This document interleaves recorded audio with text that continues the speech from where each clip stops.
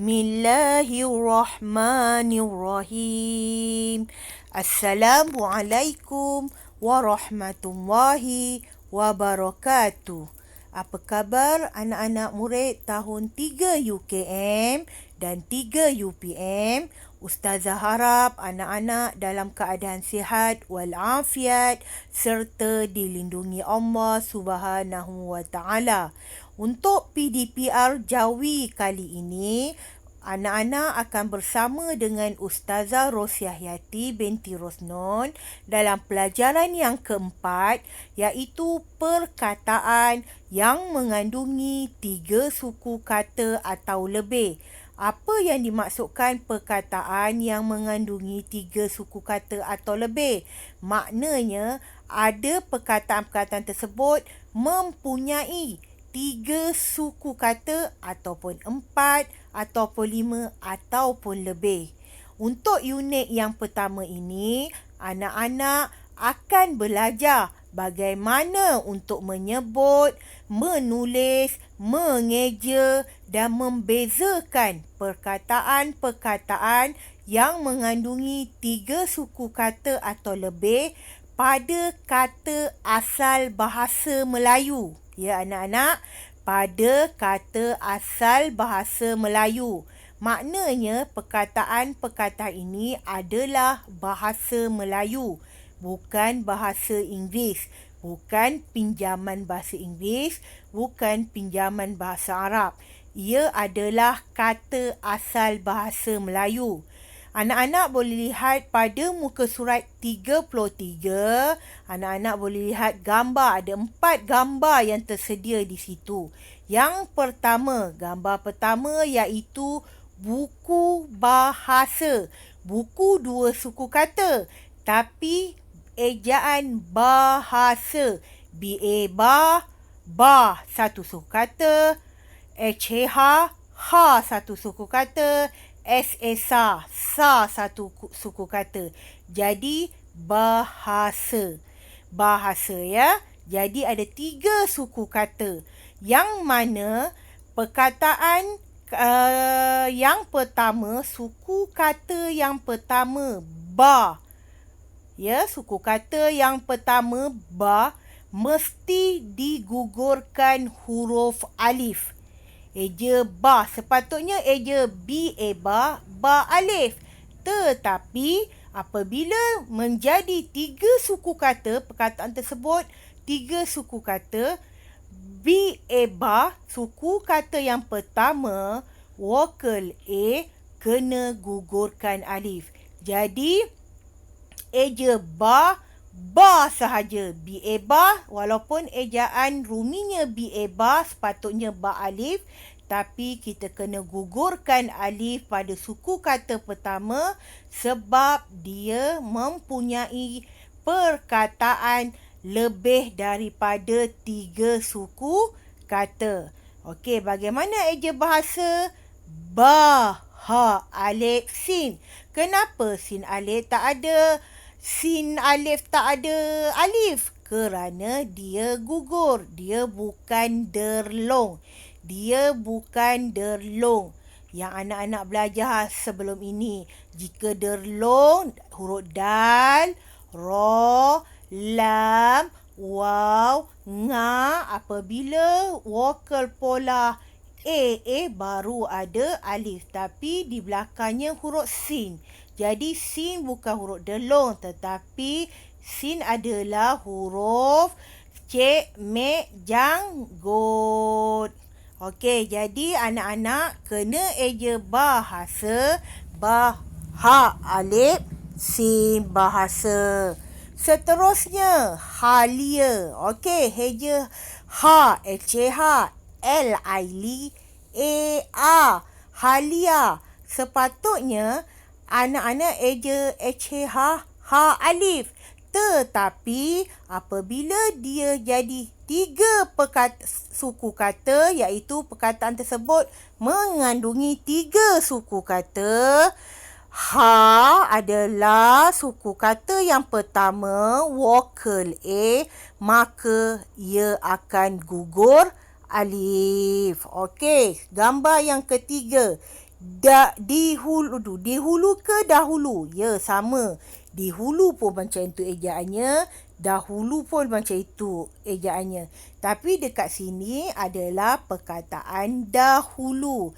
Dieda HULU, dahulu. Kenapa padanan huruf dieda sepatutnya dal alif kena gugurkan alifnya sebab dia perkataan yang mengandungi 3 suku kata, di mana suku kata yang pertama vokal A kena gugur alif. Begitu gambar yang keempat iaitu pahala. Eja pahala bahasa Rumi adalah P pa, H L pahala.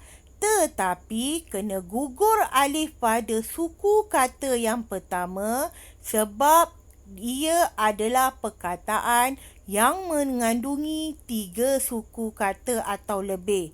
Sepatutnya padanan hurufnya eja pa alif. Tetapi ia adalah perkataan yang mengandungi 3 suku kata dan suku kata yang pertama adalah vokal A pa, jadi secara automatik kita kena gugurkan alif. Jadi eja pahala, ha alif, lam alif. Anak-anak lihat pada muka surat 34. Baca dan faham. Lihat ya, yang pertama eja rasuah. Suku kata pertama mesti pola vokal A, ra. Kan semua gugur alif. Suku kata pertama mesti pola vokal A kena gugur alif pada semua perkataan yang mempunyai 3 suku kata. Perkataan yang mempunyai 3 suku kata ataupun lebih kena gugurkan alif. Contohnya rasuah. Sepatutnya eja rasuah, ra alif, sim waw alif ha. Tetapi dia adalah perkataan yang mempunyai 3 suku kata. Ini bermakna suku kata pertama mesti pola vokal A kena gugur alif. Ingat ya, suku kata pertama mesti pola A sahaja yang gugur alif. Begitu juga dengan haruan. Pahala tadi kita dah bincangkan kan? Okey, yang seterusnya labuci. 3 suku kata. Sepatutnya padanan hurufnya lam alif. Tetapi ia adalah perkataan yang mempunyai 3 suku kata, iaitu kata asalnya adalah kata Jati Melayu. Jadi suku kata pertama mesti pola vokal A. Maknanya la, A tu. Jadi kena gugur alif pada suku kata pertama. Seterusnya pateri. Apa maksud pateri tu? Maknanya kalau gelang kita putus, dipateri, disambung balik. Pateri. Jadi eja pateri sepatutnya padanan hurufnya pa alif. Tetapi ia adalah perkataan 3 suku kata yang pada asalnya adalah kata Jati Melayu. Jadi suku kata pertama mesti pola vokal A, pa kan? Jadi kena gugurkan alif. Lihat yang kedua, haloba. Sepatutnya ikut padanan huruf ha alif.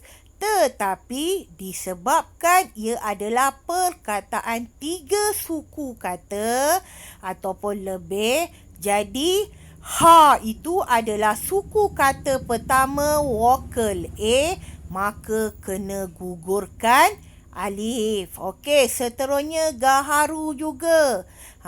Gaharu vokal A pada suku kata pertama kena gugurkan alif. Sepatutnya kalau kita selalu eja padanan huruf ga alif kan? Tetapi disebabkan 3 suku kata yang pertama ada A ataupun vokal A, maka kena gugurkan alif. Sebab vokal A padanan hurufnya adalah alif. Tetapi apabila bertemu perkataan yang mengandungi 3 suku kata ataupun lebih, secara automatik suku kata pertama mesti pola vokal A kena gugur alif. Seterusnya haluan, tak ada alif ya, ha. Sebab suku kata pertama vokal A dan mempunyai 3 suku kata, maka gugurlah alif pada suku kata pertama. Dahulu tadi saya dah bincangkan majikan. Lihat majikan. Ada alif tak? Tidak. Kalau ikut padanan huruf ada alif. Tetapi majikan adalah perkataan 3 suku kata, maka majikan tidak ada alif sebab suku kata pertama mesti vokal A. Jika vokal A dia kata asal jati Melayu, maka kena gugurkan alif. Okey, habuan, dahaga. Tengok dahaga. Sepatutnya diedah dal alif padanan huruf, tetapi perkataannya 3 suku kata dan suku kata pertama vokal A, maka da tu alif, ada alif kan da, jadi kena gugurkan alif sebab ia adalah 3 suku kata pada kata asal jati Melayu. Begitu juga halilintar. Berapa halilintar ni suku katanya? Ya, ada 4 suku kata. Lintar. Kan? Perkataan yang lebih daripada 3 suku kata ataupun lebih, apabila suku kata pertama vokal A, sepatutnya alif padanan huruf, kena gugurkan alif pada suku kata pertama. Harap anak-anak faham ya. Okey, lihat pada muka surat 35. Apa dia tu? Pajeri. Eja pajeri, P-A-P-A kan? Vokal yang pertama adalah suku kata pertama vokal A. Jadi kena gugurkan alif. Jadi eja pajeri, pajim, roh, ya. Sebab lebih daripada 3 suku kata. Haruan tadi dah. Okey, seterusnya Raja Wali. Eja raja. Ro alif, ji alif. Raja. Tetapi apabila dia jadi Raja Wali, nama seekor burung, jadi dia lebih daripada berapa suku kata? Okey, dia ada 4 suku kata. Raja Wali. Apabila perkataan tersebut lebih daripada 3 ataupun lebih, maka apabila bertemu pada suku kata pertama vokal A, maka suku kata pertama kena gugurkan alif. Raja Wali. Kalau kita eja raja je, ro alif, je alif. Tapi menjadi burung Raja Wali, 4 suku kata, secara automatik kena gugurkan alif pada suku kata pertama vokal A. Harimau. Okey, eja hari kelas. Okey, ya, eja hari. Alif, roya. Hari Isnin. Hari Rabu, Isnin kan? Rabu, Selasa, Khamis. Eja hari, alif, roh, ya, hari. Tetapi harimau. Harimau dah jadi binatang. Makanya harimau mempunyai berapa suku kata? Ya, 3 suku kata. Jadi suku kata pertama vokal A kena gugurkan alif. Jadi eja harimau, ro, ya, mim alif waw, harimau. Suku kata pertama vokal A, maka kena gugurkan alif pada kata jati bahasa Melayu, ya, pada kata jati bahasa Melayu. Bahasa Inggeris nanti kita akan belajar. Apabila bertemu perkataan lebih daripada 3 suku kata ataupun lebih, apabila bertemu dengan vokal A pada suku kata pertama, anak-anak kena gugurkan alif. Jangan buat padanan huruf. Memang padanan huruf ada alif, tetapi kena gugurkan alif ya pada suku kata yang pertama. Harap anak-anak faham dan seterusnya bolehlah anak-anak buat latihan pada muka surat seterusnya, iaitu buat latihan yang pertama sahaja.